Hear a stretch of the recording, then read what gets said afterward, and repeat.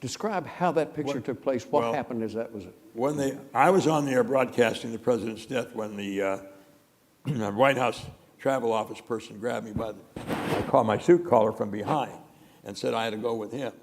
And I said, I'm on the air. I'm not leaving this. I'm not leaving, damn it. I'm on the air. He said, well, we need a pool. I said, well, get Pierpoint. It's his turn. I mean, we're arguing over the biggest story of the century, and I'm not wanting to go to cover it. It's crazy. Yeah. I couldn't believe it when I looked back and thought about fighting over it. But I did go, and we picked up Merriman Smith and Chuck Roberts of Newsweek and went down through the hospital, and they had an unmarked police car waiting for us. And they said, we're going out to Air Force One. We took off, and we were doing 60 to 70 miles an hour through Dallas, over curbs, driveways, lawns, no matter how this police officer could get there through backyards, trying to get to Air Force One before it took off back to Washington. Got to the airport, and Mrs. Kennedy had just arrived with the casket. And they were putting the casket onto the aircraft, and they had to carry it up the incline of the rear stairs. This was a 707, big airplane, a majestic airplane, because Mrs. Kennedy and Jack Kennedy had helped design the colors. The colors you see on Air Force One today and the lettering were designed by Mrs. Kennedy and Jack Kennedy. It was a brand new airplane that came into his administration. So they had a piece of it in the history as well. They had to knock 4 handles off the casket because the handles were sticking out and they couldn't get it into the airplane. So the Secret Service got an axe somewhere and they knocked off the handles and were able to manage to get the thing in there.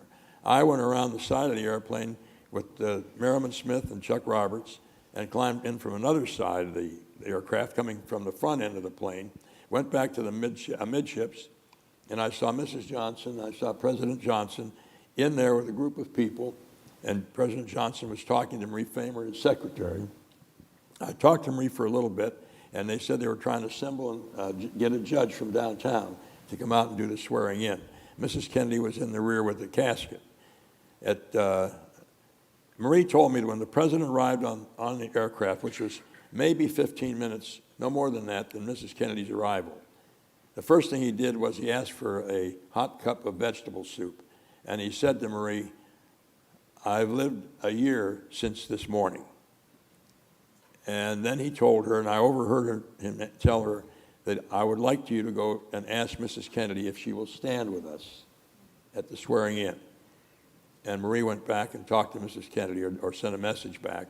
And the message came back, yes, I'll come, but I want a few minutes to compose myself. And so we waited. By this time, the room was stifling hot, probably 120 degrees. It had been sitting under a hot sun, and only one engine had been running to keep the electronics going. And it was probably a few minutes before Mrs. Kennedy appeared in the doorway.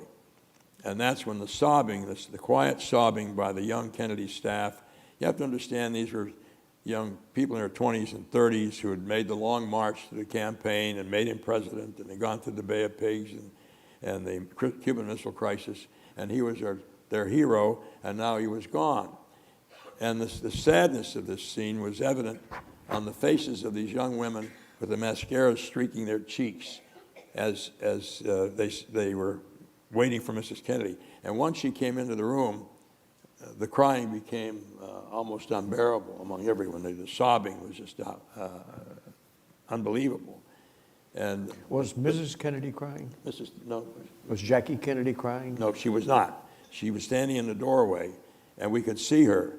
President Johnson left his place in the middle of the room, walked over to her, took her by both hands, and he walked backward, sort of backward, and took her and placed her to his left in the center of the room. And he pulled Mrs. Johnson over to his right. And he asked for a glass of ice water, and Marie brought him some ice water. And then he looked at the judge, and he said, proceed.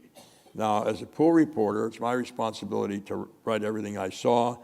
I'm just a rinky-dink reporter who covered the police station in Ohio, and now I'm covering one of the biggest stories in the world. And I have to tell you that I was worried that I wouldn't get everything I had to get. Mm-hmm. It was such an important story. But I examined her pretty carefully. I saw blood on her legs. It had congealed on both legs. I saw blood and speckles of her brain matter on her skirt and on her blouse. I noticed that she was unblinking. She was in grief, but she had her wits about her. She knew exactly what was going on. She understood everything that was going on. I don't think she would have come forward had she not known what was going on. I think in the annals of history, this was one of the most courageous things I've ever seen between a president and another first lady, where she, I believe, suffering probably the worst thing that could happen to a married couple, losing your husband in a murderous situation, leaving the casket to come up front to attend the ceremony, took a lot of courage. And I think Mrs. Kennedy felt it was important for her to be in that room. At the same time, I thought that gesture by President Johnson, asking her to come forward he said, if she would like to stand with us, because he knew the circumstances. I think that the opportunities for greatness were there in that setting for so brief a time. The compassion shown by President Johnson, I've never seen it since. He invited all the members of the Kennedy staff on the airplane that wanted to come into the compartment. They jammed the compartment as close as they could. He asked people to get closer together so that more of the Kennedy people could attend the thing. In his behavior, I never saw anybody who was more resolved on what he had to do. He had his wits totally about him. He went over as soon as the oath was finished. He kissed Mrs. Johnson. Then he kissed Mrs. Kennedy on the cheek. Then he went over to President Kennedy's secretary, Evelyn Lincoln. He shook her hand and held her tightly and said he was sorry that this had happened. And then he fended off almost any effort on the part of anyone to come up and congratulate him, which was another sign of, I think, his greatness. And he did not want this to turn into a celebration. And the somber mood that existed from the beginning was there at the end. My friend Chuck Roberts, one of the other poolers, who was standing near me but went over to President Johnson, and he shook his hand. He looked up at the president. The president was 6'3" or 6'4", and he looked up at the president. He told me later, he said, I looked up at him, and now he's different. And he said, I didn't know what to say. So I said, Godspeed, Mr. President. And I thought, I wish I could have said something like that. It was so appropriate for him to have said that. And then President Johnson's first order was, let's get airborne, that they knew they had to move that airplane out of Dallas to get back to Washington. One interesting sidelight is that Colonel Jim Swindle, who was the Air Force One pilot, I understand that Air Force One pilot Jim Cross, is he here? I thought he was going to be here tonight. In any case, I understand that what Swindle did was on his own, because he sensed the danger of the situation where you don't know whether there's a conspiracy, you don't know what's going about with foreign countries, that he took that 707 up above its normal cruising rate, 41,000 to over 41,000 feet, in order to avoid any ground air missiles that might take place. He did that on his own, headed back to Washington. I got off the plane. I volunteered to get off and give the pool report, and I let Smitty and Chuck Roberts go back to Washington because I wanted to give the report to the rest of the press corps at the airfield. Because if I gave the report, then I was free to use the story myself. Otherwise, I would have been on the airplane for 3 hours, and my office would know where I was.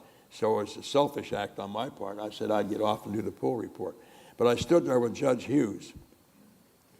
You've seen the dress that Judge Hughes wore, this brown dress with these huge flowers. And I've often wondered if she'd worn that dress that day if she knew what was going to happen, because it's such a glaring part of the picture.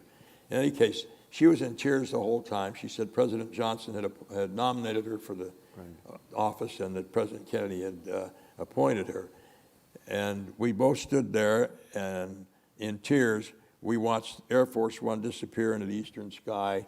And I couldn't help but think of the strength of this country, its leadership, because as the Associated Press said of Lyndon Johnson that day, it was as though a giant hand had reached down and stroked the heart of a grieving nation. And I think that was the most appropriate thing anybody could say about his behavior that day. It was exemplary. And I wanted to come to Austin, and I have people here in Austin hear me say it.